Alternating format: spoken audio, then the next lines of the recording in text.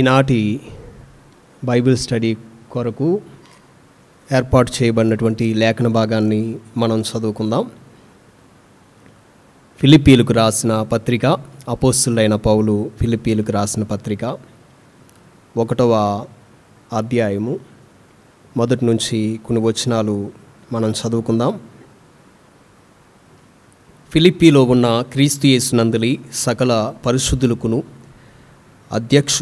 అధ్యక్షకులకును పరిచారకులకును క్రీస్తు యేసు దాసులైన పౌలును తిమోతియును శుభమని చెప్పి వ్రాయినది. మన తండ్రియగు దేవుని నుండి ప్రభువగు యేసుక్రీస్తు నుండి మీకు కృపయు సమాధానమును కలుగునుగాక. మొదటి దినము నుండి ఇది వరకు సువార్త విషయంలో మీరు నాతో పాలివారై ఉండుట చూచి మీలో ఈ సత్క్రియను ఆరంభించిన వాడు యేసుక్రీస్తు దినం వరకు దాన్ని కొనసాగించునని రూఢిగా నమ్ముచున్నాను. గనుక మీ అందరి నిమిత్తము నేను చేయు ప్రతి ప్రార్థనలో ఎల్లప్పుడూ సంతోషంతో ప్రార్థన చేయుచు నేను మిమ్మల్ని జ్ఞాపకం చేసుకున్నప్పుడెల్లను నా దేవునికి కృతజ్ఞతాస్తుతులు చెల్లించుచున్నాను. నా బంధకముల యందును నేను సువార్త పక్షమున వాదించుట యందును దాన్ని స్థిరపరచుట యందును మీరందరూ ఈ కృపలో నాతో కూడా పాలివారై ఉన్నారు గనక నేను మిమ్మును నా హృదయంలో ఉంచుకొని ఉన్నాను. ఇందుచేత మిమ్మల్ని అందరినీ గూర్చి ఇలాగు భావించుట నాకు ధర్మమే. క్రీస్తు యేసు యొక్క దయారసమును బట్టి మీ అందరి మీద నేను ఎంత అపేక్ష కలిగి ఉన్నానో దేవుడే నాకు సాక్షి. మీరు శ్రేష్టమైన కార్యములను వివేచింపగలవారగుటకు మీ ప్రేమ తెలివితోనూ సకల విధములైన అనుభవ జ్ఞానముతోనూ కూడినదై అంతకంతకు అభివృద్ధి పొందవలననియు ఇందువలన దేవునికి మహిమయు స్తోత్రమును కలుగునట్లు మీరు యేసుక్రీస్తు వలనైన నీతి ఫలములతో నిండుకొన్న వారై క్రీస్తు దినమునకు నిష్కపటులను నిర్దోషులను కావాలననియు ప్రార్థించుచున్నాను. సహోదరులారా, నాకు సంభవించినవి సువార్త మరి ఎక్కువగా ప్రబలమగుటకే సమకూడినని మీరు తెలుసుకొనగోర్చున్నాను. ఎలాగనగా నా బంధకములు క్రీస్తు నిమిత్తమే కలిగినవని ప్రేతోర్యమును సేనలోని వారికందరికీ తక్కిన వారికందరికీ స్పష్టమాయను. మరియు సహోదరులైన వారిలో ఎక్కువ మంది నా బంధకముల మూలముగా ప్రభువునందు స్థిర విశ్వాసము గలవారై నిర్భయముగా దేవుని వాక్యము బోధించుటకు మరి విశేష ధైర్యము తెచ్చుకొనిరి. కొందరు అసూయ చేతను కలహ బుద్ధి చేతను మరికొందరు మంచి బుద్ధి చేతను క్రీస్తును ప్రకటించుచున్నారు. వారైతే నా బంధకములతో కూడా నాకు శ్రమ తోడు చేయవలనని తలంచుకుని శుద్ధ మనసుతో కాక కక్షతో క్రీస్తును ప్రకటించుచున్నారు. వీరైతే నేను సువార్త పక్షమున వాదించుటకు నియమింపబడి ఉన్నానని ఎరిగి ప్రేమతో ప్రకటించుచున్నారు. దేవుడు తన పరిశుద్ధ వాక్యమును మన యొక్క వినికిడిలో దీవించునుగాక. గడిచినటువంటి వారాల్లో ఫిలిప్పీలకు రాసిన పత్రిక, అపోస్తలుడైన పౌలు ఫిలిప్పీలకు రాసిన పత్రిక మీద మనము స్టడీ చేస్తూ ఉన్నాము. దీన్ని గూర్చినటువంటి నేపథ్యము, ఎప్పుడు పౌలు గారు రాశారు ఈ యొక్క పత్రికను, ఎవరికి రాశారు, ఆయన ఎలాంటి పరిస్థితుల్లో ఉండి ఈ యొక్క లేఖను రాశారు, ఈ పత్రికను రాశారు అనేటువంటి విషయాలు మనము ఇక గడిచినటువంటి ముందు వారాల్లోనే వీటిని చర్చించుకోవడము జరిగింది. అయితే ఈరోజు మరికొన్ని ప్రశ్నలతో మనము ఈ యొక్క లేఖన భాగాన్ని చదువుతూ ఉన్నాం. అయితే అందులో మొదటి ప్రశ్న ఏంటంటే, అపోస్తలుడైన పౌలు గారు ఎలా ప్రార్థించారు, పౌలు గారు ప్రార్థనలో ఎవరిని జ్ఞాపకం చేసుకున్నారు, పరిశుద్ధులు అధ్యక్షులు పరిచారకులు అనగా ఎవరు? ఒకవేళ మీలో ఎవరైనా స్టడీ చేసుకుని వచ్చుంటే విషయాలను తెలియచేయవచ్చు. How did the Apostle Paul preach? What knowledge did Paul share in his preaching? What did he say about the responsibilities and the duties of believers? Paul preached boldly with joy in his heart. Even when he was in prison, he praised God with all his might, knowing that God has a plan for his life and he will bring forth his will, and in his time he will make his life worthy to praise and honor the gospel of Christ through him. He stood firm in the believers, firm in his faith in front of the believers, and encouraged one and all to preach the gospel of Christ. He shared in the sufferings of Christ, and he told everyone the privilege that he has faced even in prison, that he has suffered only because Christ has given him the privilege to spread his gospel. And even in his suffering, he praised God. He thought about being united in Christ and sharing the good news with one and all without fear. What are the bonds that Paul refers to? Are they related to God's plan? Are they fair or unjust? The bonds Paul is referring to is in the imprisonment. When he was imprisoned, he was preaching the gospel. God's plan is amazing. Even though we cannot understand fully or comprehend the knowledge of God, we know that God's plan is just and right for our life. Even though we cannot see the whole picture, but God knows our story. And through our lives, he can show his will and his power. Paul saw it is the opportunity of God to use him, even in the prison, even when he was in this unjust situation, going through so much of suffering and tribulation in his life. He knew that God is using him mightily in his presence, and in the future, in 2,000 years to come, we still see God's will in his life through his imprisonment and the gospel that he has written and the New Testament that we hold today. How do some people proclaim Christ? How do others proclaim him? Some people preach God's word boldly, and some people, even in their trouble, preach with self-motives, but God's will be done, through his name be preached anyhow. Through in his time and in his way, God will make the unjust see him, and through his blood and his crucifixion, and through the resurrection and his coming, we may praise regardless of the preachings being done in this world today. We will preach only that God has been glorified through his word, through the Bible that we read. And people all over may know and proclaim, regardless of the motives that they have, the good or bad, rejoice only in the name of Christ. What did you learn from this passage? We can learn that the gospel cannot be stopped, no matter the consequences. God's coming is near. Jesus has promised in his word that he will come for his people, no matter where they are. He will call them, and they will hear his word, and they will serve the living God.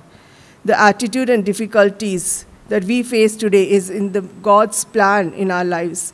Rather the hardship, we should trust and obey that he has a good plan, and his word will teach us and motivate us in the lives that we are living and spreading Christ's message through our ministry in our works. Thank you.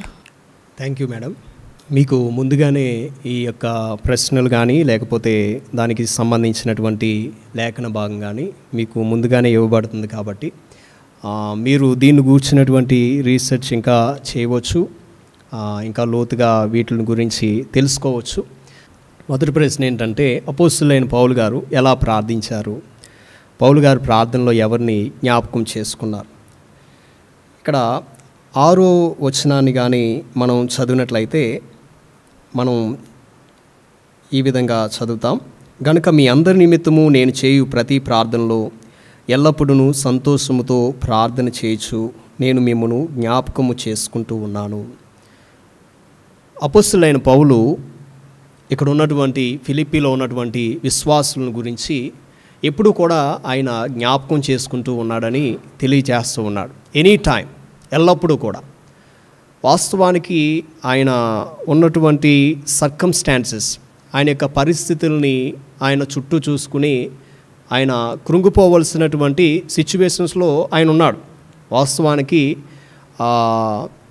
ఆయనకి చాలా చాలా inconvenience కలిగజేశారు ఆ రోజుల్లో ఉన్నటువంటి prisoners కానీ, ఆ రోజుల్లో ఉన్నటువంటి అక్కడ ఉన్నటువంటి గార్డ్స్ కానీ.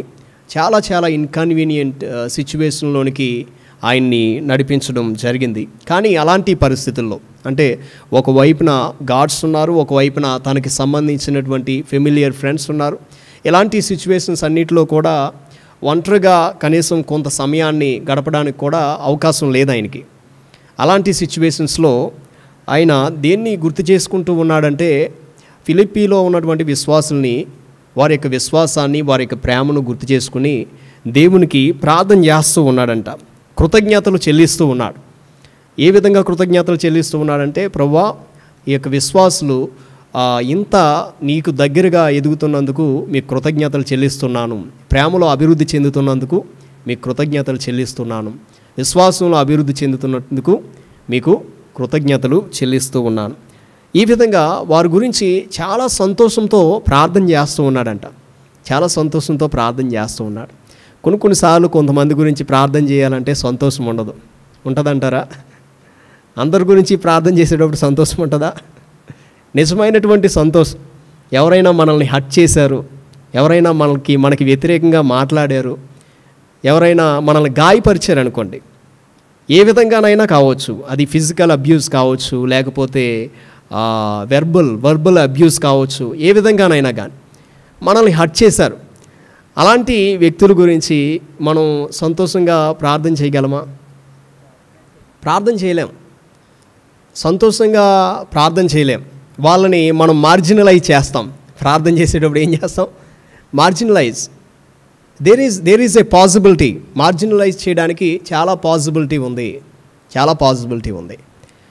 కానీ ఒక క్రైస్తవుని యొక్క యాటిట్యూడ్ ఏ విధంగా ఉండాలంటే, ఎలా ఉండాలంట? కుడి చెంప మీద కొడితే ఎడమ చెంప చూపించేటువంటి విధంగా ఉండాలి. That is what Christ taught us. యేసుక్రీస్తు ప్రభువారు మనకి ఏం నేర్పించారు? ఎవరైనా కుడి చెంప మీద కొడితే ఎడమ చెంప చూపించాలి. మీ శత్రువులు సహితము ఏం చేయాలి? ప్రేమించాలి. వారి కొరకు ఏం చేయాలంట?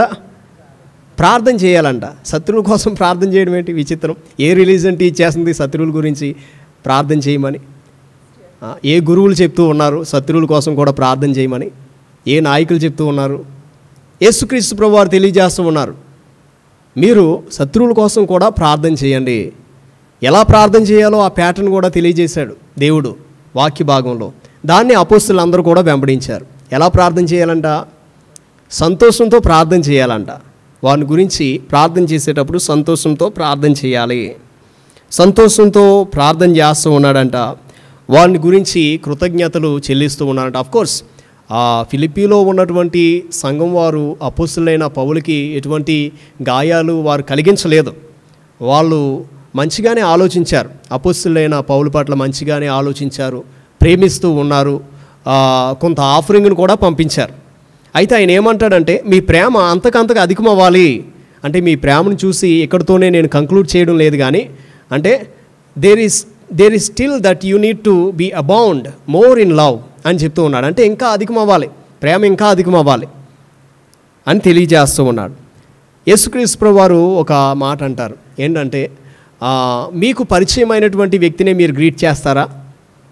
మీకు పరిచయంగా ఉన్నటువంటి వ్యక్తిని, మీకు దగ్గరగా ఉండేటువంటి వ్యక్తిని, మీకు ఇష్టమైనటువంటి వ్యక్తిని మీరు గ్రీట్ చేస్తే, పరిసయ్యులు కూడా ఆ విధంగా చేస్తున్నారు కదా, అన్యులు కూడా ఆ విధంగా చేస్తున్నారు కదా, చేస్తున్నారంటారా లేదా? వాళ్ళు కూడా ఆ విధంగానే చేస్తారు. వాళ్ళకి ఇష్టమైనటువంటి వారిని గ్రీట్ చేస్తారు. వాళ్ళకి ఇష్టంగా ఉన్నటువంటి వారిని ఇష్టంగా ట్రీట్ చేస్తారు. ఇష్టంగా లేనటువంటి వారిని ఇష్టంగా ట్రీట్ చేస్తారా? ఇష్టంగా ట్రీట్ చేయరు. So what makes Christianity special and different from all other entities in this world ఏంటంటే, దట్ ఈజ్ లవ్, ప్రేమ. ఓకేనండి, ప్రేమ. సో ప్రేమతో వాళ్ళందరినీ కూడా జ్ఞాపకం చేసుకుంటున్నాడు. అంటే ఇది న్యాచురల్గా ఒక క్రైస్తవుడిలో ఈ ప్రేమ, మరలా ప్రేమ గురించి మాట్లాడుతున్నప్పుడు it is not that something that we can cook up, we can work up అని చెప్పాం లాస్ట్ వీక్. ఇది ఎలాంటిదంట? క్రీస్తులో ప్రవహించినటువంటి ప్రేమ మనలో నుండి ఫ్లో అవుతూ ఉంటుంది, బయటికి ఫ్లో అవుతూ ఉంటుంది. కొన్నిసార్లు అలాంటి సిచ్యువేషన్స్ మనకి ఎదురైనప్పటికీ, కొన్ని సినికల్ సిచ్యువేషన్స్, అంటే కొంతమందిని చూసి మనం కోప్పడుకునేటువంటి పరిస్థితులు ఎదురైనప్పటికీ, కానీ ఆ మూమెంట్ క్రాస్ అయిన తర్వాత ఏమవుతుంది? ఆటోమేటిక్గా ఈ లవ్ అనేటువంటిది ప్రవహించాలి. మనం వారి గురించి ప్రార్థన చేస్తున్నప్పుడు కానీ, వారిని గురించి మాట్లాడుకుంటున్నప్పుడు కానీ అదే విషయాన్ని ఇక్కడ మనం చూస్తాం. అయితే వాడిని ఎప్పుడు కూడా ప్రార్థనలో జ్ఞాపకం చేసుకుంటూ ఉన్నాడు. అపోస్తలులైన పౌలు వారిని ఎప్పుడు కూడా జ్ఞాపకం చేసుకుంటూ ఉన్నాడు. నిజంగా దేవుని యొక్క ఆత్మచేత నింపబడినటువంటి వ్యక్తులకి సహవాసం అంటే చాలా ఇష్టం.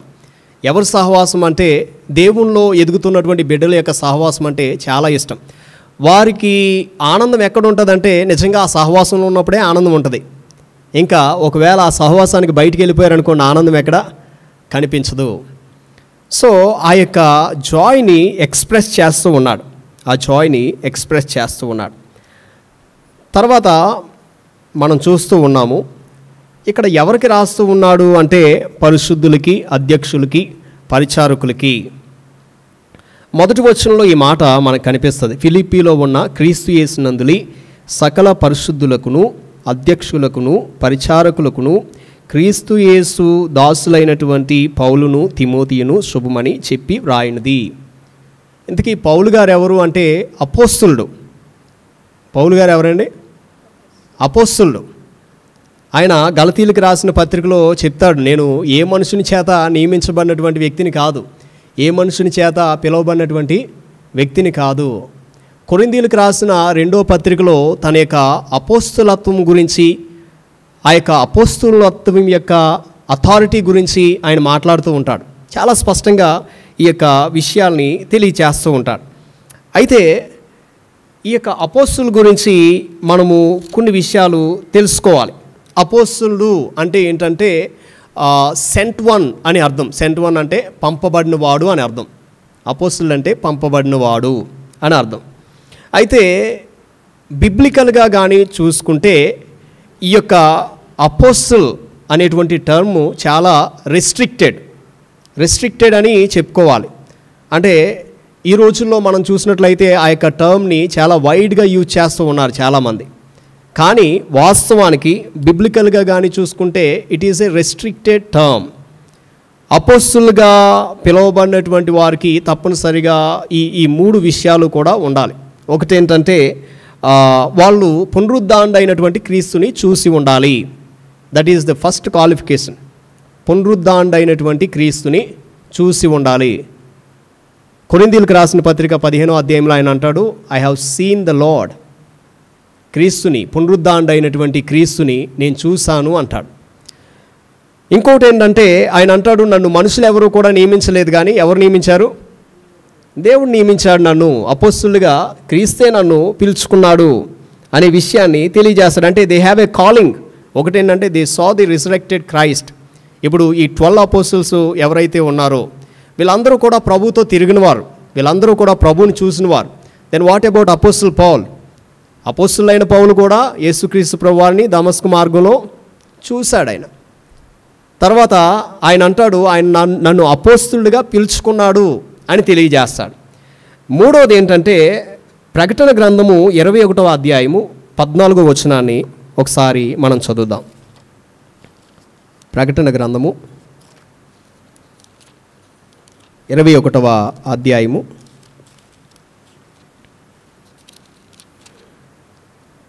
14వ వచనాన్ని. ఆ పట్టణపు ప్రాకారము 12 పునాదులు గలది. ఆ పునాదులపైన గొర్రె పిల్ల యొక్క 12 అపోస్తుల 12 పేర్లు కనబడుచున్నవి. ఏ పట్టణం పైన?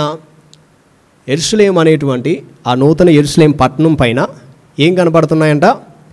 12 మంది అపోస్తుల యొక్క పేర్లు కనబడుతున్నాయి. ఓన్లీ 12 మంది పేర్లు, అపోస్తుల యొక్క పేర్లు కనబడుతున్నాయి. ఈ పేర్లు ఎవరు అనేటువంటిది మనం డిస్కషన్లోకి వెళ్ళడం లేదు, కానీ 12 మంది అపోస్తుల యొక్క పేర్లు కనబడుతూ ఉన్నాయి. దీన్ని బట్టి చూస్తే ఈ యొక్క టర్మ్, దీని యొక్క విశిష్టత, it is restricted to the 12 apostles. అయితే ఈ రోజున దాన్ని వైడ్గా కూడా ఉపయోగిస్తూ ఉన్నారు. వైడ్గా అంటే ఏంటంటే కొంతమంది ఎక్కువ సంఘాలు స్థాపించడం వలన వారిని అపోస్తులుగా అని పిలుస్తూ ఉన్నారు. లేకపోతే మరికొంతమంది కావాలని అదేదో పెద్ద టైటిల్ లాగా ముందు అపోస్తులుడు అని పెట్టుకుంటూ ఉన్నారు. అంటే ఏంటి? ఇప్పుడున్నటువంటి సమాజంలో ఒక రకమైనటువంటి పేరును తెచ్చుకోవడానికి, లేకపోతే కీర్తిని తెచ్చుకోవడానికి అపోస్తులుడు అంటే ఈయన గొప్పవాడు అని చెప్పుకోవడానికి ఆ యొక్క మోటివ్తో పెట్టుకునేటువంటి వ్యక్తులు కూడా ఉన్నారు. కొంతమంది మరి వాళ్ళు నిజంగా ప్రభువుని చూశారో లేదో తెలియదు, కానీ మేము కూడా పునరుద్ధానుడైన క్రీస్తుని చూసాము, సో కాబట్టి we are qualified to be apostles. So వాక్య భాగాన్ని బట్టి మరి మనం కానీ ఆలోచిస్తే దేర్ ఆర్ ఓన్లీ 12 పీపుల్. ఈ యొక్క అపోస్తుల యొక్క పేర్లు యెరూషలేము గోడల మీద రాయబడి ఉన్నాయి. కాబట్టి ఇప్పుడు ఒకవేళ ఎవరైనా క్లెయిమ్ చేసుకుంటే నేను అపోస్తుల్ని అంటే మరి ఇంకా వాళ్ళ పేర్లు రాయించాలి యెరూషలేము గోడల మీద తప్పనిసరిగా. సో కాబట్టి ఈ యొక్క టర్మ్ గురించి మనం చాలా ప్రత్యేకంగా ఆలోచించాలి. అయితే వారిని అపోస్తులుగా దేవుడు పిలుచుకున్నాడు.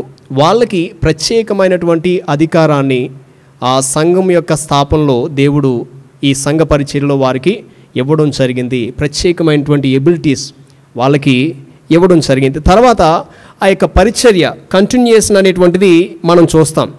అంటే ఈ యొక్క అపోస్తుల గురించి మాట్లాడినప్పుడు who is the successor of అపోస్తుల్స్ అంటే ఆ సక్సెసర్ గురించి వాళ్ళు ఎంఫసైజ్ చేయలేదు.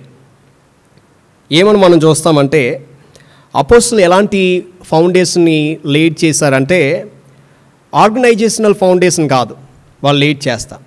వాళ్ళు డాక్ట్రినల్ ఫౌండేషన్ని వాళ్ళు లేడ్ చేశారు.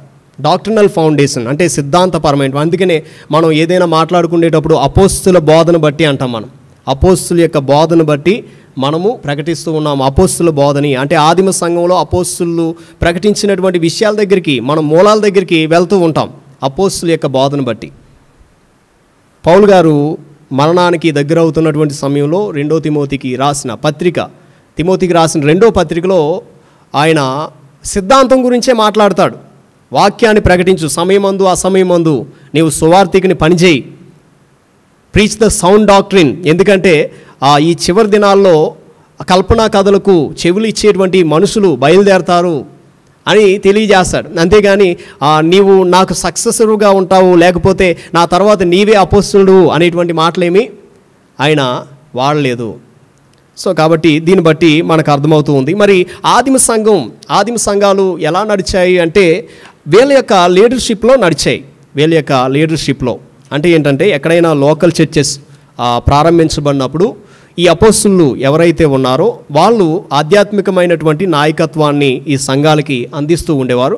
But at the same time ఎక్కడెక్కడైతే ఈ యొక్క స్థానిక సంఘాలు ప్రారంభించబడ్డాయో అక్కడ కూడా దేవుని యొక్క పిలుపును గ్రహించి గుర్తించి కొంతమందిని ఆ యొక్క సంఘాల్లో మరి కాపరులుగా నియమించి అదే సంఘాల్లో కొంతమందిని పరిచారకులుగా ఎన్నుకోవడం జరిగింది.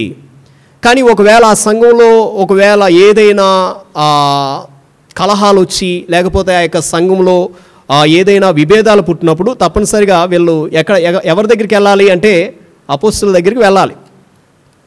వాళ్ళ దగ్గర నిర్ణయాలు కనుక్కోవాలి. ఇది సరైందా కాదా అనేటువంటి విషయాలు తప్పనిసరిగా తెలుసుకోవాల్సినటువంటి ఆవశ్యకత ఎంతైనా ఉంది. సో కాబట్టి ఇక్కడ మనం చూసేటువంటి మొట్టమొదటి విషయం ఏంటంటే అపోస్తులైన పౌలు ఆయన అపోస్తులుడు, తిమోతి అపోస్తులైన పౌలు యొక్క పరిచర్యలో ఈ తిమోతి అనేటువంటి ఆయన మరి ప్రభుని అంగీకరించినట్లుగా మనం చూస్తాం. ఆయన కూడా ప్రభు యొక్క పిలుపుని అందుకుని మరి దేవుని సేవకి వచ్చినట్లుగా చూస్తాం. కానీ ఆ పౌలు గారి యొక్క ఏజ్ను చూసుకున్నా లేకపోతే తిమోతి గారి యొక్క ఏజ్ను చూసుకున్నా చాలా హ్యూజ్ డిఫరెన్స్ అనేటువంటిది మనకి కనబడుతుంది. కానీ ఏనాడు కూడా ఏ పత్రికలో కూడా తిమోతిని తక్కువ చేసి అపోస్తులైన పౌలు గారు ఎక్కడా కూడా మాట్లాడలేదు. చాలా ఈక్వల్ ప్రయారిటీ, ఈక్వల్ ప్లేస్ అనేటువంటిది ఆ తోటి సేవకుడికి ఇవ్వడము మనం చూస్తాము. సో కాబట్టి ఆయన అంటాడు మీ క్రీస్తు యేసు దాసులైన పౌలును తిమోతియు అంటే ఏంటంటే అపోస్తులైనటువంటి టైటిల్ ఉన్నందు మాత్రం నేను అపోస్తుల్ని అని ఆయన ఎక్కడా కూడా హెచ్చించుకోలేదు. కానీ కొన్ని చోట్ల దాన్ని డిఫెండ్ చేశాడు. కారణం ఏంటంటే కొంతమంది అబద్ధ బోధకులు సంఘం మీదకి పైబడి మరి సంఘంలోనికి చొచ్చి సువార్తని వక్రీకరించేటువంటి ఆ తరుణంలో పౌలు గారు ఎంట్రవి ఆ యొక్క అపోస్తులత్వాన్ని ఆయన మరి డిఫెండ్ చేసినట్లుగా మనం చూస్తాము. అందుకనే కొన్ని చోట్ల నేను అవివేకి వలె మాట్లాడుతున్నాను అంటాడు. మీరే నన్ను అలాగ ప్రేరేపించారు, నేను అసలు మాట్లాడడానికి నాకు ఇష్టమే లేదు ఈ విధంగా అని చెప్తాడు కొరింథీయులకు రాసిన పత్రికలో.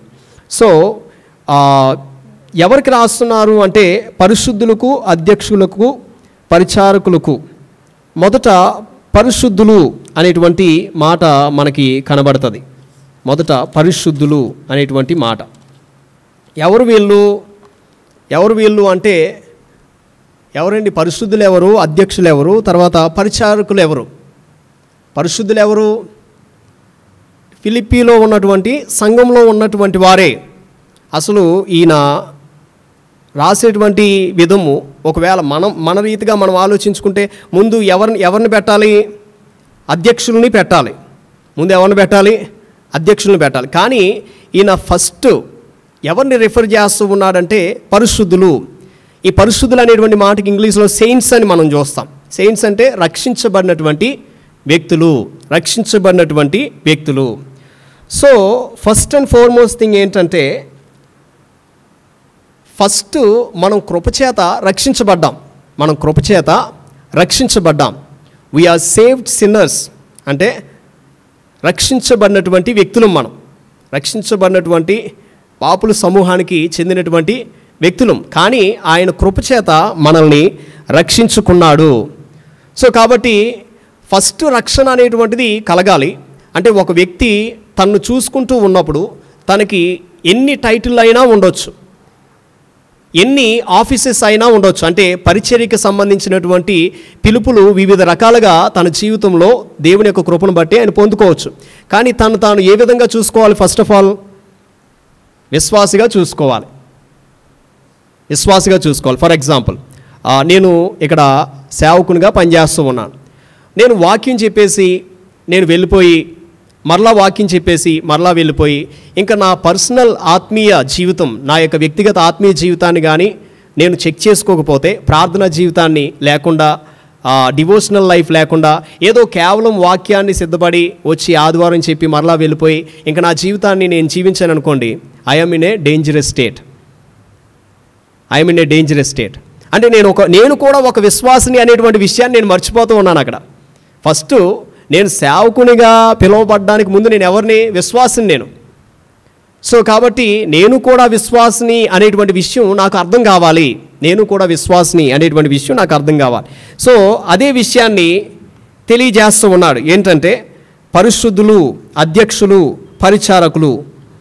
ఇక్కడ కొన్ని రకాల పేర్లు ఉపయోగించబడ్డాయి, కొన్ని రకాల వర్డ్స్ ఉపయోగించబడ్డాయి. కొన్నిసార్లు మీరు పత్రికలు చదువుతున్నప్పుడు ఇవి కొంచెం కన్ఫ్యూజింగ్గా ఉంటాయి, కానీ ఇది అంత కన్ఫ్యూజన్ ఇచ్చేటువంటి పదాలు ఏమీ కాదు. ఇంగ్లీష్లో కొన్ని చోట్ల అధ్యక్షులు అన్న చోట ఉపయోగించబడినటువంటి పదాలు ఏంటంటే బిషప్ అనేటువంటి పదం, తర్వాత ఓవర్సీర్ అనేటువంటి పదం, ఎల్డర్ అనేటువంటి పదం. ఈ పదాలు మనకి ఉపయోగించబడ్డాయి అక్కడక్కడ. బిషప్ లేదా ఓవర్సీర్ లేదా ఎల్డర్ అనేటువంటి పదాలు. సో ఈ యొక్క అధ్యక్షులు అనేటువంటి మాట అక్కడ మనం తెలుగులో కానీ చూసుకుంటే కొంచెం దాన్ని మిస్అండర్స్టాండ్ చేసుకునేటువంటి అవకాశాలు ఉంటాయి. సాధారణంగా ఇది ఎవరికి రిఫర్ చేస్తుందంటే కాపరికి రిఫర్ చేస్తున్నటువంటి పదం. ఇక్కడ కాపరికి రిఫర్ చేస్తున్నటువంటి పదం.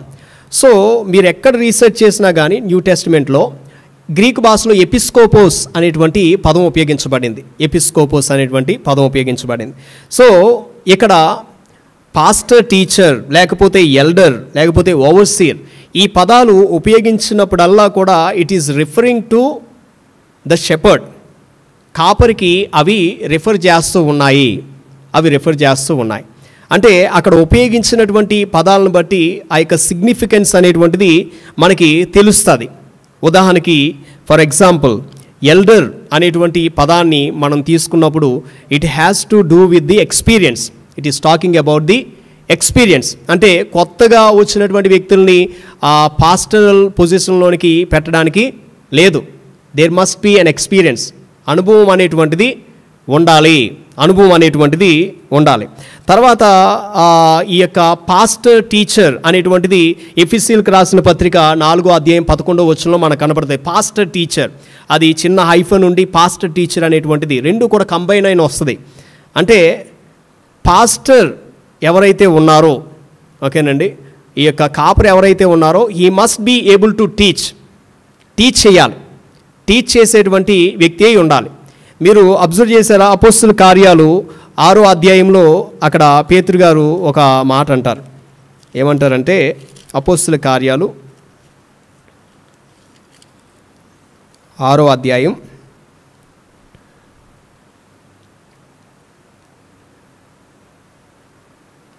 4వ వచనంలో, అయితే మేము ప్రార్థన యందును వాక్య పరిచర్య యందును ఎడతెగక ఇందుమని చెప్పిరి. ప్రార్థన యందు, వాక్యం యందు. ఇంకా ముందు వచనం కానీ చదివితే 2వ వచనంలో ఈ మాట ఉంటుంది. అపోస్తలులు తమ యొద్దకు శిష్యుల సమూహమును పిలిచి, మేము దేవుని వాక్యమును బోధించటం మాని ఆహారం పంచిపెట్టుట యుక్తము కాదు.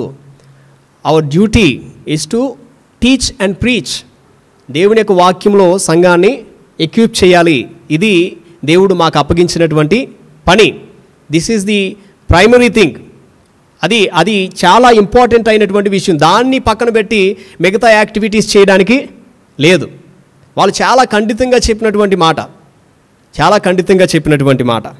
సో కాబట్టి ఈ యొక్క పాస్టర్, టీచర్ అనేటువంటి పదాన్ని మనం చూసినప్పుడు కానీ, లేకపోతే ఎల్డర్ అనేటువంటి పదాన్ని మనం చూసినప్పుడు కానీ, talking about the experience and also it is talking about the teaching, the ministry, the function of a servant of God in the church. Overseer అనేటువంటి పదాన్ని చూసినప్పుడు మనకి తప్పనిసరిగా ఓవర్సీర్ అనేటువంటి పదం గురించి మనం మాట్లాడుతున్నప్పుడు it has to do with the leadership. అంటే ఒక కాపరి లీడర్షిప్ ఇవ్వగలిగేటువంటి క్యాపబిలిటీ తప్పనిసరిగా ఉండాలి. లీడర్షిప్, నాయకత్వం అంటారు. లీడర్షిప్ అంటే ఆ రోజుల్లో ఎలా జరిగేదంటే, ఫర్ ఎగ్జాంపుల్ ఇప్పుడు చూడండి, తిమోతి ఒక చోట పరిచర్య చేస్తూ ఉన్నాడు. ఒక చోట పాస్టర్ గారుగా ఎఫెసీలో సంఘానికి ఆయన పరిచర్య చేస్తూ ఉన్నాడు.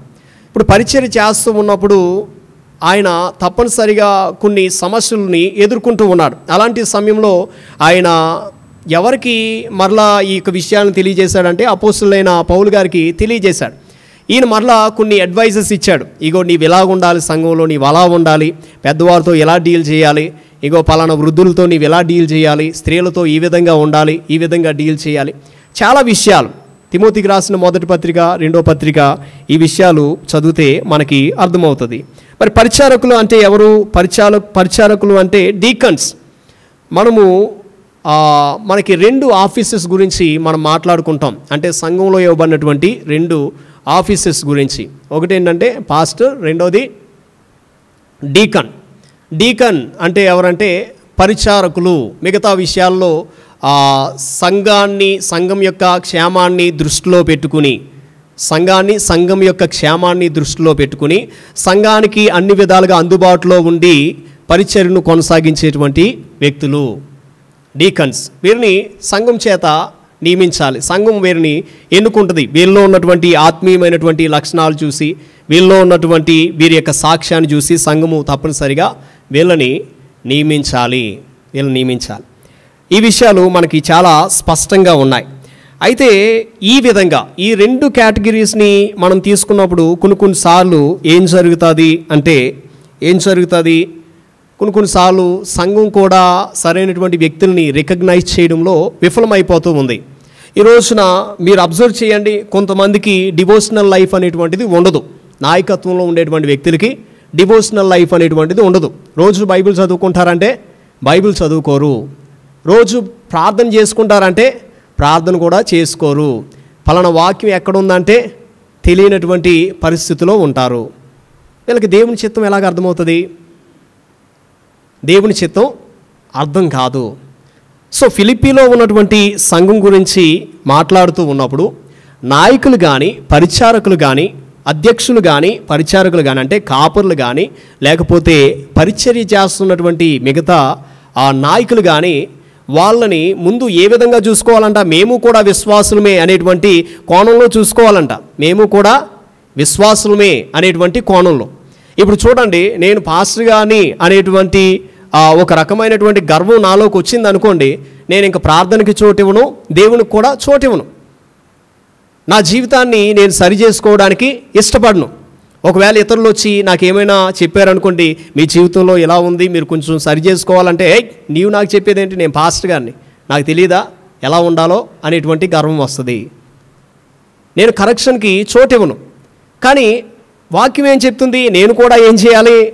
నన్ను నేను చూసుకుంటూ ఉన్నప్పుడు నేను కూడా విశ్వాసనే అనేటువంటి విషయాన్ని ఎప్పటికప్పుడు గుర్తు చేసుకుంటూ ఉండాలి. అపోస్తలుడైన పౌలు తిమోతికి రాసిన మొదటి పత్రికలో 1వ అధ్యాయం 12వ వచనంలో ఈ మాట రాస్తాడు. అపోస్తలుడైన పౌలు తిమోతికి రాసిన మొదటి పత్రిక 1వ అధ్యాయం 12 నుంచి 16 వచనాల్లో ఈ మాటలు మనకు కనిపిస్తాయి. పూర్వము దోషకుడును హింసకుడును హానికరునైన నన్ను తన పరిచర్యకు నియమించి నమ్మకమైన వానిగా ఎంచినందుకు నన్ను బలపరిచిన మన ప్రభువైన క్రీస్తు యేసుకు కృతజ్ఞుడై ఉన్నాను. అంటే ఆయన్ని అపోస్తులుగా దేవుడు పిలుచుకోవడం, ఈ విషయాల గురించి మాట్లాడుతూ ఉన్నాడు. తెలియక అవిశ్వాసం వలన చేసితిని గనక కనికరింపబడితిని. మరియు మన ప్రభు యొక్క కృపయు క్రీస్తు యేసునందున్న విశ్వాసమును ప్రేమయు అత్యధికముగా విస్తరించును. పాపులను రక్షించుటకు క్రీస్తు యేసు లోకమునకు వచ్చినను వాక్యము నమ్మదగినదియు పూర్ణాంగీకారమునకు యోగ్యమైనదియునై ఉన్నది. అటు వారిలో నేను ప్రధానమైనటువంటి పాపిని. అంటే యేసుక్రీస్తు ప్రభువారు పాపులను రక్షించేటువంటి ఆ యొక్క ప్రక్రియలో నేను కృప పొందుకున్నాను ఆయన ఎడల. నేను అందులో ప్రధానమైనటువంటి పాపిని. ఇప్పుడు చెప్పండి, నేను అపోస్తుల్ని కదా అనుకుంటే ఈ మాటలు అయినా రాయలేడు. నేను గొప్పవాణ్ణి కదా అనుకుంటే ఈ మాటలు అయినా రాయలేడు. ఆయన ఏం తెలియజేస్తూ ఉన్నాడు? నేను ఈ విధంగా కృపచేత రక్షించబడ్డాను అనే విషయాన్ని తెలియజేస్తూ, అయినను నిత్య జీవం నిమిత్తము తన్ను విశ్వసింపబో వారికి నేను మాదిరిగా ఉండులాగిన యేసుక్రీస్తు తన పూర్ణమైన దీర్ఘశాంతమును ఆ ప్రధాన పాపినైన నా యందు కనపరిచినట్లు నేను కనికరింపబడితిని. It's talking about his devotional life. ఆయనకు ఆత్మీయ జీవితంలో తను తాను ట్రీట్ చేసుకుంటూ ఉన్నప్పుడు ఆయనకున్నటువంటి టైటిల్ గురించి కానీ, లేకపోతే ఆయనకున్నటువంటి హోదా గురించి కానీ, వేటి గురించి కూడా ఆయన ఆలోచించలేదు. నేను కూడా విశ్వాసిని. నా పాస్ట్ నేను చూసుకున్నప్పుడు నేను హింసకుణ్ణి, దోషకుణ్ణి, హానికరుని. ఫిలిప్పీలకు రాసిన పత్రిక 3వ అధ్యాయం 4-14 వచనాలు కానీ మీరు చదువుకోండి ఇంటికి వెళ్ళి. ఆయన అంటాడు, నేను ఆయన శ్రమంలో పాలివాడిగా ఉండాలి. ఆయన మరణ అనుభవంలో అసలు దాని యొక్క లోతేంటో నేను తెలుసుకోవాలి అంటాడు. నేను క్రీస్తు యొక్క పునరుద్ధాన శక్తిని నేను పొందుకోవాలి అంటాడు. ఎవరు రాసేటువంటి మాటలు? ఈ రోజున సేవకులు కానీ, కొంతమంది సీనియర్ సిటిజన్స్, అంటే కొంచెం బాగా ఎక్కువ సంవత్సరాలు చర్చకు వచ్చేటువంటి వ్యక్తులు ప్రవర్తించేటువంటి తీరు ఎలా ఉంటుందో తెలుసా? ఇంకా పవర్ అన్ని విధాలుగా, వాళ్ళ యొక్క అవయవాల్లో అన్ని విధాలుగా పవర్ ఉన్నట్లుగానే ఉంటారు. అవునండి, వాళ్ళ చేతుల్లో, వాళ్ళ ఏళ్ళలో, వాళ్ళ జుట్టులో అన్ని విధాలుగా పవర్ నింపుకున్నట్లుగానే ఉంటారు. అంటే ఏంటి? అంటే దేవుని యొక్క శక్తి చేత నింపబడ్డం అనేటువంటిది తప్పేమీ కాదు. కానీ ఎక్కడితోనే నా యొక్క ఎదుగుదల ఆగిపోయింది, ఇంకా నేను అన్నిటినీ కూడా జయించాను, అన్నీ కూడా నేను సంపాదించేశాను ఆత్మీయ జీవితంలో అనుకోవడం, అది చాలా చాలా తప్పు. అందుకనే చాలామంది సేవకుల యొక్క జీవితాలని మనం చూడవచ్చు. వారు ప్రారంభ దినాల్లో మంచి సాక్ష్యాన్ని కలిగినప్పటికీ, అనేక చోట్ల బలంగా వాడబడినప్పటికీ, వారి యొక్క వ్యక్తిగత జీవితం మీద దృష్టి పెట్టకపోవడం వలన ఎంతోమంది సాక్ష్యాన్ని పోగొట్టుకుంటూ ఉన్నారు. పాపంలో జీవించేటువంటి పరిస్థితుల్లోనికి వెళ్ళిపోయేటువంటి అవకాశాలు చాలా చాలా ఉన్నాయి. అందువలన ఈ విషయాన్ని జాగ్రత్తగా మనం గమనించాలి. అలెక్ మోటియర్ అనేటువంటి ఒక ఆయన ఈ విషయాలను ఈ విధంగా రాశాడు. ఆయన యొక్క పుస్తకంలో 41వ పేజీలో, ఫిలిప్పీలకు రాసిన పత్రిక 41వ పేజీలో ఆయన ఈ మాటల్ని చెప్తాడు. ఏంటంటే ఈ యొక్క లీడర్షిప్ గురించి మాట్లాడుతూ, it involves patiently waiting for the Holy Spirit to grant unanimity to the church in making and executing plans.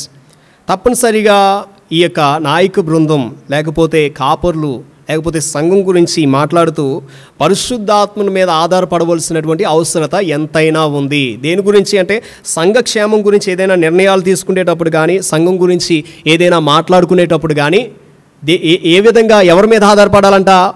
పరిశుద్ధాత్మ దేవుని మీద ఆధారపడాలి. చాలామందికి మరి అసలు ప్రార్థనా జీవితం ఉండదు, అసలు డివోషనల్ లైఫ్ ఉండదు. ఇంకా పరిశుద్ధాత్మ దేవుడు వీళ్ళని ఏం పని చేస్తాడు? ఆలోచించవలసినటువంటి విషయమే.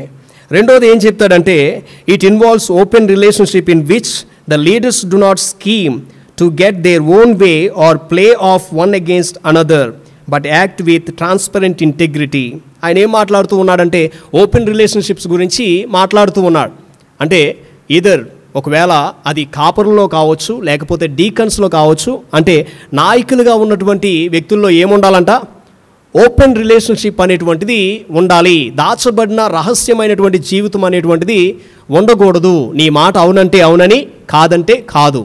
ఇప్పుడు ఈ విధంగా ట్రాన్స్పరెంట్ ఇంటెగ్రిటీ, యథార్థత అనేటువంటిది ఉన్నప్పుడు ఏం జరుగుతుంది అంటే, స్కీమ్ చేయడానికి, లేకపోతే కుట్రలు చేయడానికి, రహస్యమైనటువంటి ఉద్దేశాలను నెరవేర్చడానికి అవకాశం అనేటువంటిది ఉండదు.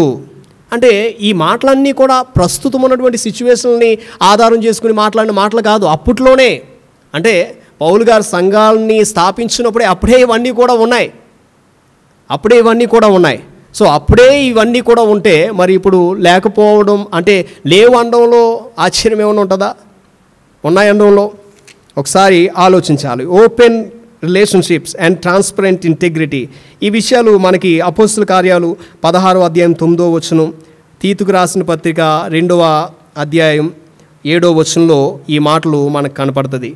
ఫైనల్గా ఏం చెప్తాడంటే, it involves putting the welfare of the body of Christ before all personal advantages, success or reputation, and it involves co-equal sacrifice for the Lord and His gospel. అంటే నాయకులు కానీ నాయక బృందం కానీ ఎవరైనా కానీ కాపుర్లు కానీ ఏం చేయాలంట? సాక్రిఫైస్ చేయాలంట. ఏం సాక్రిఫైస్ చేయాలి? చాలావి సాక్రిఫైస్ చేయాలి. ఎవరి ఇంట్రెస్ట్ ముందు పెట్టాలి అంటే సంఘం యొక్క వెల్ఫేర్ ముందు పెట్టాలి. ఇలా చేసినప్పుడు తప్పనిసరిగా ఏం జరుగుతుంది అంటే ఈ యొక్క సువార్త అనేటువంటిది ముందుకి వెళ్తుంది, సంఘం అనేటువంటిది విస్తరించబడుతుంది. లేదంటే డెఫినెట్గా విభేదాలకి, రకరకాల కలహాలకి, రకరకాల మత్సరాలకి ఇవన్నీ కూడా దారితీస్తుంది అని ఈ యొక్క విషయాలు తెలియజేశాడు. ఇవి 1 కొరింథీయులకు రాసిన పత్రిక 9వ అధ్యాయంలో ఈ మాటలు మనకి కనిపిస్తాయి. 9వ అధ్యాయం అంతా కూడా చదివితే చాలా విషయాలు మనకి అర్థమవుతాయి. కొరింథీయులకు రాసిన పత్రిక రెండవ పత్రిక 11వ అధ్యాయం 23 నుంచి 33 వరకు కూడా చదివితే ఈ యొక్క విషయాలు మనకు అర్థమవుతాయి. ఏం తెలియజేస్తూ ఉన్నాడంటే సంఘము తప్పనిసరిగా ఈ యొక్క ఆధ్యాత్మిక వార్ఫేర్లో ఉంది, స్పిరిచువల్ వార్ఫేర్లో ఉంది. Spiritual warfare. అపవాది ఏం చేస్తూ ఉన్నాడంటే ఎవరిని మింగుదునా అని వెతుకుచూ తిరుగుచూ ఉన్నాడంట. సో అపవాది నుంచి తప్పించుకునేటువంటి వ్యక్తి ఎవరు ఉండరు. నేను చాలా గ్రేట్ అనుకోవడానికి లేదు. అందుకనే అపోస్తలుడైన పేతురు గారు తెలియజేస్తారు, నువ్వు చాలా జాగ్రత్త కలిగి ఉండాలి. పేతురు గారు చాలా స్ట్రాంగ్ పర్సన్, చాలా దగ్గరగా జీవించినటువంటి వ్యక్తికి, దేవునికి. అలాంటి వ్యక్తే నేనే ఒకసారి పడిపోయి నన్నే మింగేద్దామని చూశాడు వాడు. కానీ దేవుని యొక్క కృప వలన నేను విడిచిపెట్టబడ్డాను. వాడు గోధుమలు చెల్లించినట్లు నన్ను చెల్లించేద్దాం అనుకున్నాడు, కానీ దేవుని యొక్క దయ వలన నేను విడిచిపెట్టబడ్డాను. ఆ విషయాలు తెలియజేస్తాడు. సో ఇక్కడ పరిచారకులు, పరిశుద్ధులు, అధ్యక్షులు, పరిచారకులు అనేటువంటి మాటకి ఈ యొక్క అర్థాన్ని మనము తప్పనిసరిగా తెలుసుకోవాలి. Talking about the welfare of the church. రెండవ ప్రశ్న కానీ మనం చూసినట్లయితే, పౌలు గారికి సంభవించిన బంధకముల వెనుక దేవుని ఉద్దేశం ఏమిటి? అది నెరవేర్చబడిందా? దేవుని యొక్క ఉద్దేశం ఏంటి? ఫిలిప్పీయులకు రాసిన పత్రికలో ఈ మాటని మనం చూస్తాం. 12వ వచనం, సహోదరులారా, నాకు సంభవించినవి సువార్త మరి ఎక్కువగా ప్రబలమగుటికే సమకూడినని మీరు తెలుసుకొనగోరుచున్నాను. అపోస్తలుడైన పౌలు తెస్సలోనీయులకు రాస్తూ ఈ విషయం మీకు తెలియకుండా నాకు ఇష్టం లేదంటే ఎంఫసైజ్ చేసేటువంటి విషయం. It is of greatest significance. అంటే మీరు తెలుసుకొనగోరుచున్నాను అంటే అది చాలా చాలా ప్రాముఖ్యమైనటువంటి విషయం. దేని గురించి మాట్లాడుతూ ఉన్నాడు అంటే నాకు సంభవించినవి, ఆయనకి సంభవించినటువంటి విషయాల గురించి మాట్లాడుతూ ఉన్నాడు. వాస్తవానికి అప్పట్లో ఉన్నటువంటి ఆయన యొక్క దినాల్లో చుట్టుపక్కల ఉన్నటువంటి సంఘాల వారు కానీ చుట్టుపక్కల ఉన్నటువంటి ఆ వాతావరణం అంతా పౌలు గారు జైల్లో పెట్టబడడం చూసి వాళ్ళు అనుకుంటూ ఉన్నారంట, ఈయన ఏ తప్పు చేశాడో జైల్లో పెట్టబడ్డాడు. ఈయన ఏ తప్పు చేశాడో, ఎవరికి ఏ అన్యాయం చేశాడో ఈయన ఆ జైల్లో పెట్టబడ్డాడు. ఈ మాట వాళ్ళ నోట వెళ్ళి ఎవరి దగ్గరికి వెళ్ళింది? ఫిలిప్పీ సంఘం విశ్వాసుల దగ్గరికి వెళ్ళింది. చెప్పాలనుకున్నారు కానీ చెప్పలేకపోతూ ఉన్నారు. ఏంటి అయ్యగారు మరి కోర్స్ నువ్వు మా సంఘాన్ని ఇక్కడ స్థాపించడానికి వచ్చినప్పుడు మొట్టమొదటిగా జైలుతోనే ప్రారంభమైంది ఆ పరిచర్య. జైల్లో పెట్టబడ్డాడు. అవునండి, జైల్లో పెట్టబడ్డాడు. చాలా గట్టిగా ఆయన్ని కొట్టారు, గాయాల పాలైపోయాడు. అయినా శీల ఇద్దరు కూడా కలిసి గాయాల పాలైపోయారు. చివరికి ఏం జరిగింది? ఆ రాత్రి పాటలు పాడుతూ ఉన్నారు, దేవుణ్ణి స్తుతిస్తూ ఉన్నారు. ఒక పెద్ద భూకంపం కలిగింది. చెరసాల తలుపులన్నీ తెరుచుకున్నాయి. అక్కడ ఉన్నటువంటి జైలు వచ్చి ఆ కత్తిచ్చుకుని పొడుచుకుని చనిపోదాం అనుకున్నాడు. ఆ టైంలోనే ఆయనకి సువార్త చెప్పి ఆ కుటుంబం రక్షించబడింది. చూడండి వాళ్ళు రక్షించబడినటువంటి విధానం. అంటే ఎక్కడో ఒక చోట చిన్న డౌట్, ఏంటి అసలు మీకున్నటువంటి పరిస్థితులు ఏంటి? ఇది నిజంగా మరి మంచి విషయమేనా అనుకునేటువంటి సందేహాలు. ఇలాంటి సమయంలో పౌలు గారు చెప్తూ ఉన్నారు, అవును, నాకు సంభవించినవి మీకు తెలియకుండా నాకు ఇష్టం లేదు. సువార్త మరీ ఎక్కువగా ప్రబలమగుటికే ఇవి సమకూడనని మీరు తెలుసుకొనగోరుచున్నాను. ఎక్కడ యెరూషలేము వెళ్తే యెరూషలేములో బంధకములు కాచుకుని ఉన్నాయని పరిశుద్ధాత్మ చేత ఆయన హెచ్చరింపబడ్డాడు అపోస్తలుడైన పౌలు. యెరూషలేము వెళ్ళాడు. యెరూషలేములో దేవాలయంలో ఆయన్ని పట్టుకున్నారు. దేవాలయంలో పట్టుకుని ఈడ్చుకుని వెళ్ళిపోయి రకరకాల సభల ముందు ఆయన్ని హాజరుపరిచారు. చాలామంది ఒక గుంపు 2 గుంపుల వారు ఆయన్ని అటో చెయ్యి ఇటో చెయ్యి పట్టుకుని ఆయన్ని చీల్చేయాలని చూశారు. కానీ అంతలోనే ఒక మెజిస్ట్రేట్ వచ్చి ఆయన్ని విడిపించుకుని వెళ్ళిపోయాడు. ఈ విధంగా రోమా అధికారుల ముందు నిలబడ్డాడు, ఫేలిక్స్ ముందు నిలబడ్డాడు, ఫేస్తు ముందు నిలవబడ్డాడు, అగ్రిప్పరాజు ముందు నిలవబడ్డాడు. మరలా ఒక భయంకరమైనటువంటి తుఫాన్లో చిక్కుకున్నాడు, యూరోక్లైడన్ అనేటువంటి తుఫాన్లో. అది ఎంత ప్రమాదకరమైందో ఆల్రెడీ మనం అపోస్తల కార్యాలు 28వ అధ్యాయం కానీ మనం చదివితే మనకు అర్థమవుతుంది. ఆ వాడంతా కూడా పగిలిపోయింది, ఇరిగిపోయింది. అందులో ఉన్నటువంటి ఆ ప్రిజనర్స్ అందరూ కూడా బయటికి దుమికేయడం మనం చూస్తాం. ఈ విధంగా ఒకటి తర్వాత ఒకటి ఇవన్నీ అనుకుంటే ఆయన వెళ్ళిన వెంటనే కూడా ఎవరిని చూడాలంటే కైసరుని చూడాలి, ఆ చక్రవర్తిని చూడాలి. కానీ ఆయనకు అవకాశం ఇవ్వలేదు, జైల్లోనే ఉంచేశారు ఆయన్ని. ఈ విధంగా చెప్పుకుంటూ పోతే ఆయనకు వచ్చినటువంటి శ్రమలు కానీ, నిందలు కానీ, అవమానాలు కానీ అన్నీ కాదు.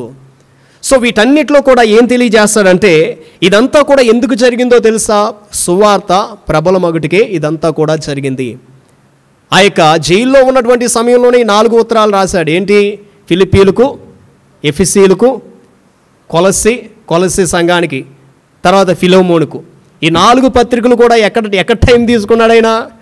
దేవుడు జైల్లో ఇచ్చాడు ఆయనకి టైము ఆ పత్రికలు రాయడానికి. సో అందుకనే చాలా గ్లాడ్గా చెప్తున్నాడు, మీరు ఏదో అనుకుంటూ ఉన్నారు కానీ నేనేమి నా చైన్స్ని చూసి కానీ, నా యొక్క గొలుసులను చూసి కానీ, నా యొక్క ఇంప్రిజన్మెంట్ చూసి నేనేమీ బాధపడడం లేదు. వెన్ ఐ లుక్ బ్యాక్, నేను ఎక్కడైతే దీన్ని ప్రారంభించానో వాటన్నిటిని డాట్స్ పెట్టుకుంటూ వస్తే నాకు తెలిసినటువంటి విషయం ఏంటంటే God is working in my trials అని చెప్తూ ఉన్నాడు. దేనికి అంటే సువార్త ఎక్కువగా ప్రబలం అవడానికి, దేవుని గురించి మరీ ఎక్కువ మందికి తెలియడానికి. విషయం ఏంటంటే చాలాసార్లు మనం ఏమనుకుంటామంటే నా టైం వేస్ట్ అయిపోతుంది, నాకు వచ్చినటువంటి శ్రమలన్నిటి ద్వారా నా యొక్క సమయం వేస్ట్ అయిపోతుంది అని అనుకుంటాం. మనం సెన్స్ చేయం, మనం గ్రహించం. దేవుడు ఎప్పుడూ కూడా మన సమయాన్ని వృధా చేసేటువంటి దేవుడు కాదు. మనకు వచ్చినటువంటి ట్రయల్స్లో అవి ఎందుకు వచ్చాయి ఆ ప్రజెంట్ సమయంలో అనేటువంటిది మనం గుర్తించకపోతే తప్పనిసరిగా మనమే ఆ సమయాన్ని వృధా చేసుకుంటాం. సో పౌలు గారు తెలియజేసేటువంటి విషయం ఏంటంటే ఎన్నోసార్లు ఒక 2 గుంపుల వారు నన్ను చీల్చేద్దామని, నన్ను తొక్కేద్దామని చూశారు. కానీ ఒక వ్యక్తిని దేవుడు అక్కడికి పంపించాడు. యూదులందరూ కూడా ఒక దీక్ష పూనుకున్నారంటే ఏంటి? ఆయన చంపేద్దాం. ఎక్కడి నుంచి? ఆన్ ద వేలో వెళ్ళేటప్పుడు. కానీ ఒక యవనస్తుడు వెళ్ళి సాహసం చేసి, ఇదిగో నిన్ను రేపటి దినాన చంపుదాం అనుకుంటున్నారు అని చెప్తే పౌలు గారు అంటారు, అదిగో అధికారికి చెప్పు అంటాడు. అధికారికి చెప్తే ఫుల్ సెక్యూరిటీని ఇచ్చి పంపిస్తాడు. అవునండి, ఫుల్ సెక్యూరిటీని. చాలా ఆశ్చర్యం కలిగించేటువంటి విషయం. వాడు పగిలిపోయేటువంటి పరిస్థితుల్లో చాలామంది అనుకున్నారు ఇంక మన పని అయిపోయింది. కార్గోస్ అంతా కూడా ఎక్కడ పడేసేశారు? నీటిలో పడేశారు. అలాంటి సమయంలో ఏం చేస్తాడు? ప్రభు దూత నా పక్కని నిలిచి వీటన్నిటిని డాట్స్ పెట్టుకుంటూ వస్తూ ఉన్నాడు. అంటే దేవుడు నా యొక్క ట్రయల్స్లో ఉన్నాడా లేదా అంటే ఉన్నాడు. మరి ఎందుకు ఇవన్నీ కూడా అంటే ఈ సువార్త మరీ ఎక్కువగా ప్రబలం అవడానికి. ఒకవేళ మన జీవితాల్లో వచ్చేటువంటిది సిక్నెస్ కావచ్చు, ఎనీ కైండ్ ఆఫ్ ట్రయల్, ఏదైనా ఇబ్బంది కావచ్చు, ఎలాంటి ఇబ్బంది అయినా కానీ అది దేవుని గురించి మనం టెస్టిఫై చేసేటువంటి విధంగానే దేవుడు దాన్ని అనుమతిస్తాడు మన జీవితంలోనికి. ఓకేనండి, ఊరికనే ఆయన అనుమతించడు. కానీ గ్రహించవలసినటువంటి బాధ్యత ఎంతైనా ఉంది. ఇంకా ఏం చెప్తాడంటే ఇది మాత్రమే కాదు, ప్రేతోర్యం అనేటువంటి సేనలో ఉన్న వారందరికీ కూడా, తక్కిన వారందరికీ కూడా స్పష్టమైందంట. అంటే ఆ చైన్స్లో ఉన్నప్పుడు ఆయన యొక్క విధానాన్ని చూసి, ఆయన మాట్లాడేటువంటి ఆ యొక్క రీతిని చూసి, ఆయన యొక్క ప్రవర్తన చూసి వాళ్ళందరూ ఆశ్చర్యపోయారంట. అరే, ఈయన క్రిమినల్ అనుకున్నామే, ఈయన ప్రిజనర్ అనుకున్నామే, ఈజ్ ఆల్సో అనదర్ ప్రిజనర్ అనుకున్నారంట. కానీ చివరికి అర్థమైనటువంటి విషయం ఏంటంటే is not a prisoner, is the emissary of the Lord Jesus Christ, is the ambassador of the Lord Jesus Christ. యేసుక్రీస్తు ప్రభువారి యొక్క రాయబారి, ఆయన యొక్క సేవకుడు అనేటువంటి విషయాన్ని గ్రహించారు.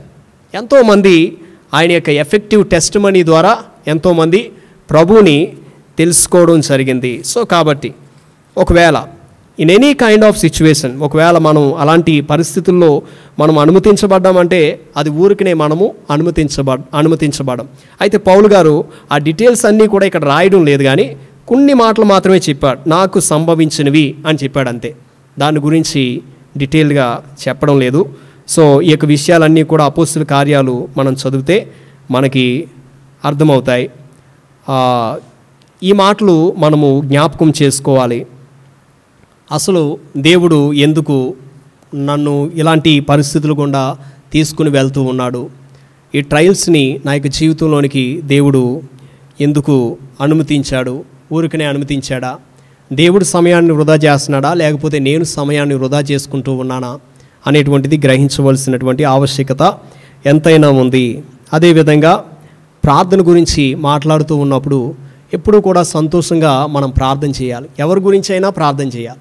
అందరి గురించి సంతోషంతో మనం ప్రార్థించేటువంటి వ్యక్తులుగా ఉండాలి. పరిశుద్ధులు, అధ్యక్షులు, పరిచారకులు అని వీరి గురించి మాట్లాడినప్పుడు ఎవరు కూడా ఎవరికంటే ఎక్కువేమీ కాదు, అందరూ కూడా నేను కూడా విశ్వాసినే అనేటువంటి దృష్టితో తమను తాము ఎప్పటికప్పుడు పరీక్షించుకుంటూ తమ యొక్క జీవితాలను ప్రభు ముందు కనపరుచుకోవాలి. ఇంకొక 2 ప్రశ్నలు ఉన్నాయి. ఆ యొక్క విషయాలను మరి నెక్స్ట్ బైబిల్ స్టడీలో మనము ఈ యొక్క విషయాలను ధ్యానిద్దాం. దేవుడు ఈ మాటలను మన యొక్క వినికిడిలో దీవించునుగాక. మీరు మాతో మాట్లాడినందుకు మీకు వందనాలు, స్తోత్రాలు చెల్లించుకుంటూ ఉన్నాం. మరి కొన్ని నిమిషాల పాటు ధ్యానించడానికి వచ్చినటువంటి మీ బిడ్డలందరినీ బట్టి మీకు వందనాలు, స్తోత్రాలు చెల్లించుకుంటూ ఉన్నాం. ఇంకనూ నా తండ్రి ప్రభా, మీ యొక్క వాక్యంలో నా తండ్రి ప్రభా దినదినము నా తండ్రి వృద్ధి కలిగి చేయమని అడుగుచూ ఉన్నాం. సహాయం చేయండి. ప్రతి ఒక్కరిని కూడా జ్ఞాపకం చేసుకుని నా తండ్రి, ఎవరు ఎటువంటి ఇబ్బందులో ఉన్నారో, ఎలాంటి పరిస్థితి గుండా, ఒత్తిడి గుండా వెళ్తున్నారో మీరు ఎరిగి ఉన్న దేవుడు నా తండ్రి ప్రభా సహాయం చేయమని అడుగుచున్నాం తండ్రి ప్రభా. అపోస్తులైన పౌలు గారికి సంభవించినవన్నీ కూడా వాటన్నిటిలో కూడా మీ యొక్క ఉద్దేశాన్ని గుర్తెరిగాడు నా తండ్రి ప్రభా. అందువల్లనే నా తండ్రి తన యొక్క జీవితం ద్వారా అనేక మంది స్థిరపరచబడ్డారు, విశ్వాసంలో నా తండ్రి ప్రభా స్థిరంగా నిలవబడగలిగారు నా తండ్రి ప్రభా. మా జీవితాల్లో కూడా నా తండ్రి ప్రభా ఆ విధమైనటువంటి సాక్ష్యాన్ని మేము పొందుకోవడానికి సహాయం చేయమని అడుగుచున్నాం తండ్రి ప్రభా. మీకు స్తోత్రాలు చెల్లించుకుంటూ ఉన్నాం. వచ్చిన వారందరిపైన మీ ప్రత్యేకమైనటువంటి దీవెన ఆశీర్వాదం ఉంచమని నాయన, మరలా మేమందరం ఇంటికి వెళుచుండగా మీ కాపుదల క్షేమాలతో పంపించమని మా ప్రార్థన ప్రియ రక్షకుడైన యేసు నామములో అడిగి వేడుకుంటున్నాం పరమ తండ్రి, ఆమేన్. పరలోకమందున్న మా తండ్రి, మీ నామం పరిశుద్ధపరచబడునుగాక, మీ రాజ్యం వచ్చునుగాక, మీ చిత్తం పరలోకమందు నెరవేరినట్లు భూమి మీద నెరవేరునుగాక. మాకు కావలసిన అనుదిన ఆహారం మాకు దయచేయం. మా రుణస్తులు మేము క్షమించిన ప్రకారం మా రుణములను క్షమించుము. మమ్మ శోధనలోనికి తేక కీడును తప్పించుము. ఎందుకంటే రాజ్యము, బలము, మహిమ నిరంతరం నీవే నావు తండ్రి. ఇప్పుడు మన పరమ తండ్రి అయిన దేవుని ప్రేమ, ప్రియ కుమారుడైన యేసుక్రీస్తు ప్రభువారి యొక్క కృప, పరిశుద్ధాత్మ యొక్క అన్యోన్య సహవాసము, కాపుదల, భద్రత, నడిపింపు మనకును మన కుటుంబాలకు సకల పరిశుద్ధులకు సదాతోడైన నడిపించునుగాక.